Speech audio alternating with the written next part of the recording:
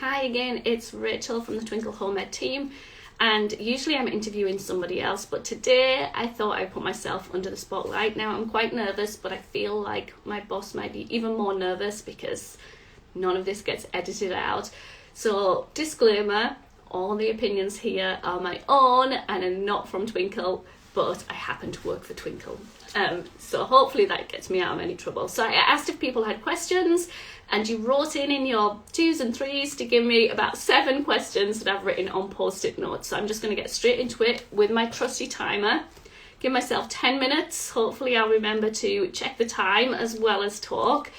But if you do have any other questions, you can try and put them up as I'm going, but I haven't quite managed the multitasking of looking at the comments and answering and talking to the screen, so we'll see how it goes. But here are the 10 minutes starting now. So the first question was, what is my favourite thing about home ed?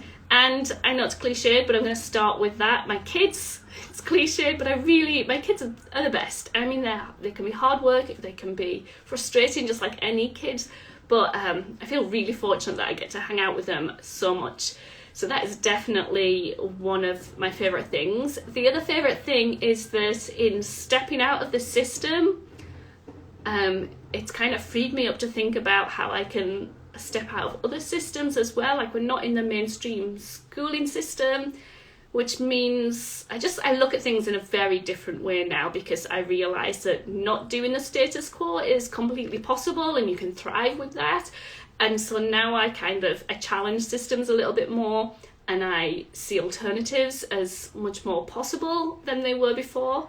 I also love the community. I love the honesty from other home educators. I love that you can be in New Zealand and we can still have that shared connection over what we do, because it's a very niche thing, I guess, that we do. So that was the first question. Second question, if I start talking slowly, you know I'm trying to make my answers last a little bit longer. What makes me feel energized? This is a really interesting one to me, because the things that make me feel energized are almost the things that can drain me as well. So a big thing for me that energizes me is connecting with other people, especially over like a shared interest or a shared goal, like just getting stuck in and like volunteering with a group of people I find really energizing, even if it's just like simple things, or connecting on something like Instagram where we can, see a quote and both be thinking the same thing and connecting over that. Just hanging out and talking with people really does energize me. However, at times when I've had social anxiety, or if I'm feeling a bit rough, like the idea of connecting with people is hard work for me.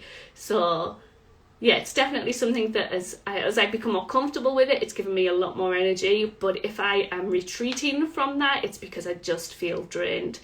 And I kind of have to get that balance of like, do I push through and go to that home ed meetup because I know there'll be other adults there to talk to and that will make me feel better, or do I just like hunker down and stay home? So yeah, the things that energize me tend to also be the things that I avoid when I'm feeling anxious or anything like that.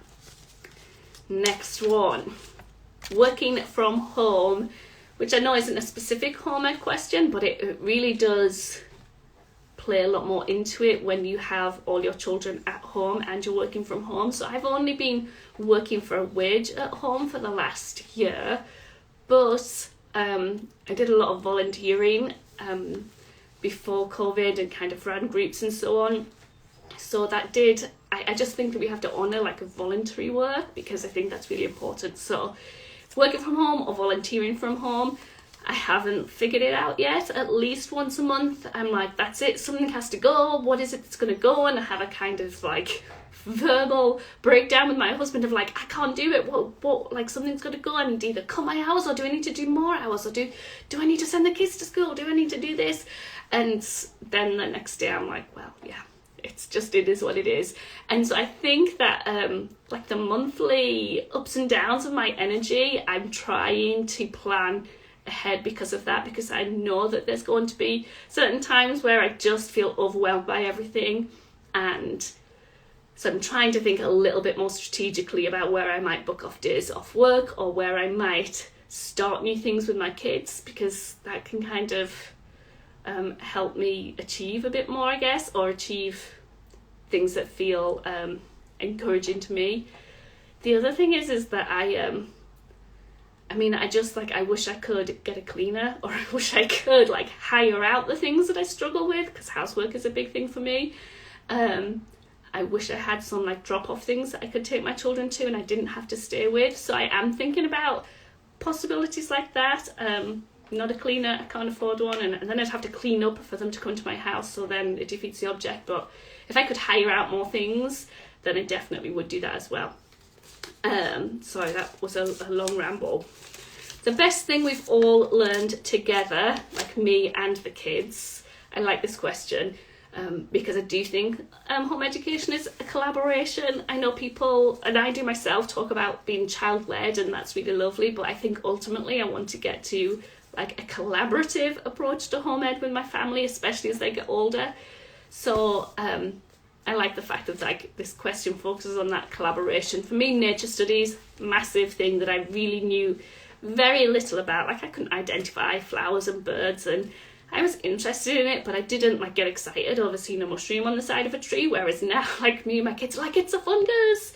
So nature studies is one thing that we've all learned together, and all really enjoyed it. And I'm going to check my paper because I did have something else. Oh yeah, so something that whether it's home ed or not, but we've definitely had to do a lot of work on like speaking our emotions and acknowledging our emotions, and I suppose kind of that respectful parenting has kind of come alongside a little bit with home education, and that we've all enjoyed learning together and getting used to together. And then the other one I was thinking, we've really dug deep into like myths and legends and folk tales and traditional stories and cultural stories, and so I'm reading things that I've never read before, and getting like seeing with the children like, oh, that connects to this one and this one. Like I think we really like discovering those connections together, and it gets us excited. Let's see how long I've got left. About halfway through, might have to start talking a bit more slowly. So this was an interesting one. Do you worry that your kids will resent having been home educated when they grow up? I worry about a lot of things. Maybe I'll start worrying about this now that I've thought about it a little bit more, but I have met a lot. I lived in America for a little while, and I met a lot of adults who've been home educated. Some loved it, some resented it a lot, some felt like it had stunted them, and others, to be honest, a lot felt like it had stunted them, I think because it was a very specific type of homeschooling that they'd done, and others, it's given them kind of the ability to be self-starters, and they really do just continue to learn all the time. So I know it's a possibility. I know they might turn around and be like, why did you do it that way? Who cares about Charlotte Mason, Mum? Like, why did you do that? But I don't necessarily worry about it, because I know I have full confidence that when my children grow up, they're going to resent me for something. I just know that that's the case. And I'm hoping that the connection and maybe the extra time for connection we've had from home education will allow that to be like a safe place to resent me. I love my parents to bits. Do I think they did everything right? No. And that's, it's okay to acknowledge that like tension. So I think I'm don't worry about it, because I expect it to come. I think I'm more worried about the uncertainties, where I do expect them to turn around and say, you messed up on this bit. But hopefully they'll say, but I love you anyway. So yeah, I don't worry too much about that. My kids are still young though, so maybe as I get older I'll start worrying about that more. This one was about suggestions for wholesome screen time. Americans will really like this show, and it's very like common knowledge for everybody, but I never knew about it. So Mr. Rogers is he's no longer alive, but he's amazing, and he did a show for like a long time that's so gentle, and you can catch episodes on it on YouTube, and I think it might be on one of the streaming services, I can't remember which, but Mr. Rogers is just like, I love it. Like I enjoyed listening to it and just being like chilled out and relaxed to it. I love things like Bluey and I asked my kids the names of them because I can sing the theme tunes, but I don't know the names. Ridley Jones and Dino Dana, ones like that. I do like ones with a female character, because I didn't grow up with a lot of that. But then, like, I think I've really changed my mindset on what is, time's about to go, on what is wholesome. For me, it has to have a good plot and good characters and not be, like, annoying. Some kids shows are just annoying, like Caillou, whoa. But, yeah, I think I've changed my mindset a little bit on what wholesome is.